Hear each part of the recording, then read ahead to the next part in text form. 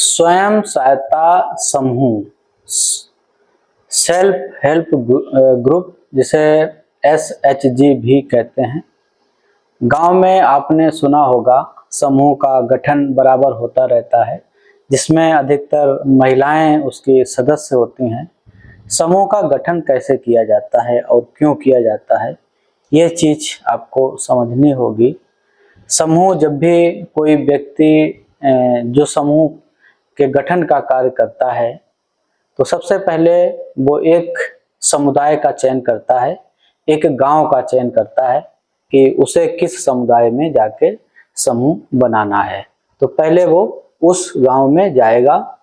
उसके बाद फिर वहाँ पे वो महिलाओं का अगर समूह बनाना चाहता है तो महिलाओं का या पुरुषों का, तो उन महिला या पुरुषों को अधिक से अधिक संख्या में वो इकट्ठा करेगा। इकट्ठा करने के बाद में वो जो समूह के गठन की प्रक्रिया है, समूह गठन हमें क्यों करना चाहिए, समूह गठन करने से हमें किस तरह से लाभ मिलेगा, ये सारी चीजें वो वहाँ पे जाके बताता है सार्वजनिक रूप से। फिर उसी में से जब सारे लोग उनकी बातों को समझ लेते हैं, समझने के बाद कुछ लोग वहाँ पे तैयार होते हैं कि हम समूह का सदस्य बनने के लिए तैयार हैं। और ऐसे 100-150 लोगों में से 10-5 लोग तैयार हो जाते हैं जो समझते हैं कि समूह का गठन होने के बाद जो समूह के सदस्य बनेंगे उनको किस तरह से सरकारी लाभ मिलेगा, तो वो लोग तैयार वहाँ पे हो जाते हैं। इसके बाद आता है सदस्यों का चयन। जब सारे लोग तैयार लोग हो जाते हैं तो उन्हीं में से सदस्यों का चयन किया जाता है, और चयन में उनका नाम, पता, शिक्षा वगैरह सब लिखा जाता है, कितने लोग वहाँ पे तैयार हुए, तो उनका एक सूची बना ली जाती है वहीं पे। और उसके बाद ये होता है कि फिर उन्हीं लोगों की बैठक एक करवाई जाती है। जो सदस्य चयनित किए जाते हैं वही लोग समूह का अपना नाम रखते हैं कि हमारे समूह का नाम क्या होगा। नाम रखते हैं, समूह की बैठक वही लोग करते हैं, और अपने में से ही कोई एक अध्यक्ष का चयन वो करते हैं, एक कोषाध्यक्ष का चयन करते हैं, और एक सचिव का चयन वहाँ पे करते हैं आपस में ही। उसके बाद बैठकों में समूह के एक नियमावली भी बनाई जाती है। नियमावली होती है जो समूह की मासिक बचत होगी, बचत तय की जाती है। जो मासिक बचत होगी, उस बचत को कब जमा करना है, कहाँ जमा करना है। समूह गठन होने के बाद समूह का खाता जो है बैंक से लिंक करा दिया जाता है। कुछ दिनों के बाद में जो समूह अपना छोटे छोटे बचत जमा करती है वो जाके बैंक के खाते में जाके जमा कराती है।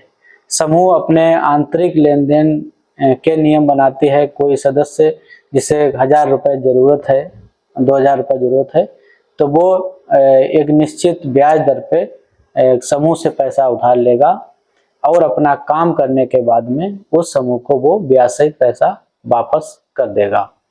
तो ये प्रक्रिया चलती है 2-4 महीने। तो फिर बाद में NRLM के माध्यम से समूह का बैंक से लिंक करा दिया जाता है। वहाँ पे CCL समूह को हो जाता है, कैश क्रेडिट लिमिट जारी हो जाती है, और समूह को सुविधाएं, बैंक जो ब्याज मिलता है, ब्याज दर जो होती है उसमें काफ़ी छूट समूह के सदस्यों को दी जाती है। लेकिन आज स्थिति यह है कि गांव में समूह तो बने हुए थे, लेकिन लगभग सारे समूह निष्क्रिय पड़े हैं। कारण उसका अगर आप अध्ययन करेंगे तो कारण ये उसमें दिखाई देगा कि जो समूह के लोग थे, क्योंकि पैसा निकालने का अधिकार 3 लोगों के हाथ में था, अध्यक्ष, कोषाध्यक्ष और सचिव। इन लोगों ने आपसी सहमति से पैसा निकाल लिया, या समूह के किसी दबंग सदस्य ने उधार पैसा ले लिया, फिर समूह को वापस नहीं किया। बैंक के नियमों में तमाम गड़बड़ियां हो गई।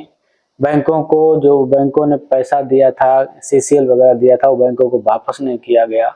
समूह के सदस्यों ने, जिन्होंने उधार ले लिया था, उसे वापस नहीं किया। तो ऐसा फिर बाद में सारा बंद ही हो गए समूह।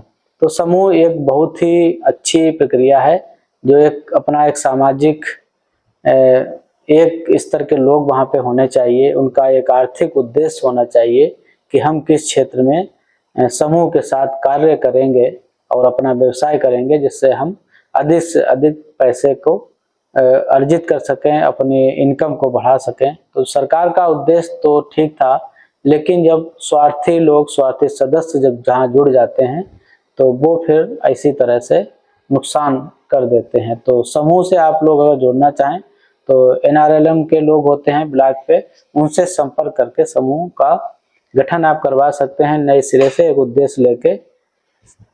हमारे साथ बने रहने के लिए हमारे चैनल को सब्सक्राइब कर लीजिएगा, वीडियो को लोगों तक शेयर जरूर करिएगा।